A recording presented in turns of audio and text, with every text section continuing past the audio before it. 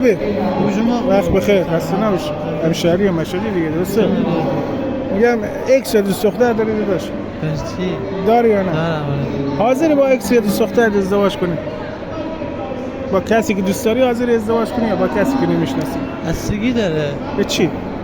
با ملاک هایی که داشته باشه. ملاک برای زندگی باید مکنون ملاک هایی داشته باشه. مثلا دوست دختر چند سال با همین دیگه همدیگه رو میشناسین، شرایطشو میدونی، خودت اون میدونه شرایطشو، با اون راحت‌تر ازدواج کنی یا با کسی که نمیشناسی خانواده بعد انتخاب میکنن؟ باید کسی باشه که قبلا آشنایی داشته باشه باش. اگر نه شناخت آشنایی نباشه شناخت آدم به وجود نمیاد. پس بعد قبل از هر گونه ازدواج یا رابطه‌ایش اول با شناخت بری جلو. ازدواج خیلی مقوله پیچیده‌ایه. درسته. به نظر منم میگم آقا با کسی رو که دوست دارم و کسی رو که میشناسیم و میدونید لایقشه باهاش ازدواج کنیم. درسته؟ قطعا همینطوره. هستم. از ویدیو تو پخش کنیم. مشکل نداره. لایک نشون میدیم. ویدیو ضبط میکنیم برای یوتیوب با موضوع چالش دوست دختر اکس. در حال حاضر دوست دختر اکس داری؟ فعلا نه. نداری. اگه دوست دختر داشتی حاضر بودی باهاش ازدواج کنی؟ نه. برای چی نه؟ به درد من نمیخوره. دلیلش؟ خب به درد من نمیخوره. کسی رو که بشناسی چند وقت اگه مثلا با هم دیگه تفاهم داشتی کسی رو که بشناسی باهاش ازدواج میکنه نه سعی میکنه مثلا ازدواج سنتی خانواده؟ به یک چیزا فکر نکردم هیچی. جدی آره. موفق قربونت بشم. داداش سلام. خوبی وقتت بخیر. قربونت داداش. چالش ویدیو بعد میکنیم برای یوتیوب. بفهم. اکس یا دوست دختر داری در حال حاضر؟ ندارم داداش نه. اگه داشتی حاضر بود با اکس یا دوست دختر ازدواج کنی؟ نه متاسفانه. برای چی نه؟ برای که فعلا قصد ازدواج ندارم. نه اگه داشتی منظور اگه دوست دختر داشتی حاضر بودی باهاش ازدواج کنی؟ مثلا کسی رو که بشناسی باهاش ازدواج میکنیم رفاقت مثلا چند وقت با هم رفیقی یا نه سعی میکنیم مثلا سنتی باشه نشناسه مثلا خانواده؟ سنتی بیشتر طرفدار سنتی.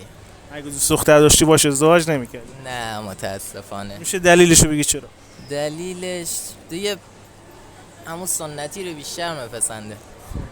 دستم در حال حاضر اکس یا دوست دختر داری؟ نه او. اگه اکس داشتی حاضر بودی باهاش ازدواج کنی؟ نه. چی نه؟ دلیلشو میگی ببین.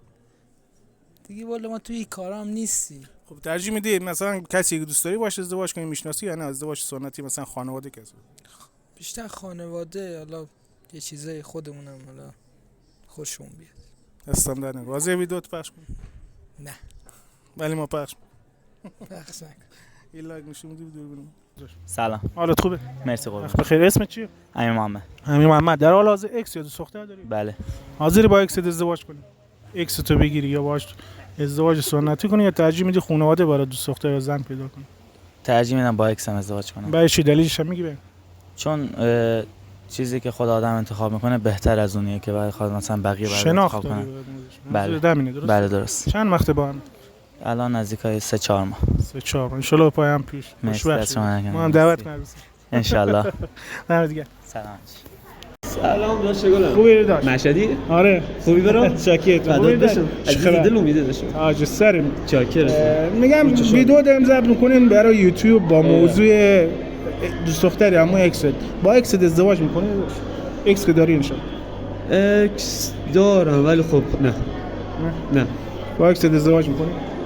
نه. چرا نه؟ دختری نبود که به نظر من بمونه. علی الان اگر باش در رابطه میبودم شاید تا الان باش ازدواج کنم. میگیریش یعنی به نظر خوبی بشاره. به نظر ایده خوبیه با دوست دختر ازدواج کنی یا نه؟ ترجیح میدی بری سمت یه خانواده اصیل و کسی که خوب باشه واقعا بشناسی ببین رفیق یا کسی که دوست داری میگی؟ ببین رفیق به نظر من اصیل بودن به این نیست که توی خانواده ثروتمند به دنیا بیاد. همین که اون دختر شأن و شعور اینو داشته باشه که با خانواده چطوری رفتار کنه به نظر من خیلی تاج سره تا ثروت مال باباش. به نظر من اگه دختری خوب بود که شما خانواده‌تون رو درک کرد حتما بگیرینش. ببینید حتما بگیرینش. اون دختر دیگه پیدا نمیشه. مطمئن باشید. دقیقاً. همه دیگه باشه. راضی ویدیو تو پخش کن. آره. لایک نشون میدی. عشق من دیده شده.